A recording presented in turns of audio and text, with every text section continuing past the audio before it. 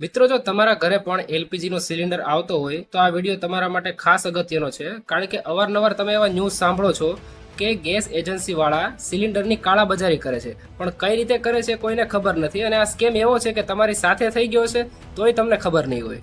તો હવે તમને ડિટેલમાં જણાવું કે આ કાળાબજારી કરવાની પદ્ધતિ શું છે, પણ એના પહેલા જરૂરી કામ લાઇક સબસ્ક્રાઇબ કરવાનું ભૂલતા નહીં. તો હવે ગેસ એજન્સી વાળા એવા ખાતા શોધે છે કે જે ગ્રામીણ અને આદિવાસી વિસ્તારના છે, જે ઉજ્જવલા યોજનાના અંતર્ગત જેના ખાતા ખુલેલા છે.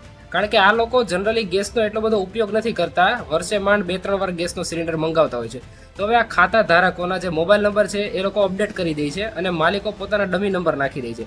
એટલે જ્યારે પણ સિલિન્ડર બુક કરશે એટલે ઓટીપી એ ડમી નંબરમાં આવશે, એટલે ઓટીપી નાખશે એટલે સિસ્ટમમાં એવું દેખાડશે કે સિલિન્ડર ડિલિવર થઈ ગયો છે, પણ એ સિલિન્ડર એકચ્યુઅલી કાળાબજારી માટે બીજી જગ્યાએ જાય છે. ત્યાં કોમર્શિયલ સિલિન્ડરમાં રિફિલિંગ કરવામાં આવે છે, અને રિફિલિંગની પ્રોસેસ પણ એટલી ડેન્જર છે, કારણ કે એમાં જે ઉપકરણો વાપરવામાં આવે છે એટલા બધા સર્ટિફાઈડ નથી હોતા, એટલે આગ લાગવાના પણ ભયંકર ચાન્સીસ ત્યાં હોય છે. એટલે આ 900,000 રૂપિયાનો ગેસ સિલિન્ડર એ કાળાબજારીમાં 4 થી 5,000માં વેચે છે. તો તમે પણ એકવાર તમારી એજન્સીમાં જઈને તમારો મોબાઈલ નંબર વેરીફાઈ કરી લેજો કે બદલી તો નથી ગયો ને, કારણ કે આ સ્કેમમાં તમને ખબર નહીં પડે તમારી સાથે સ્કેમ થઈ ગયો છે.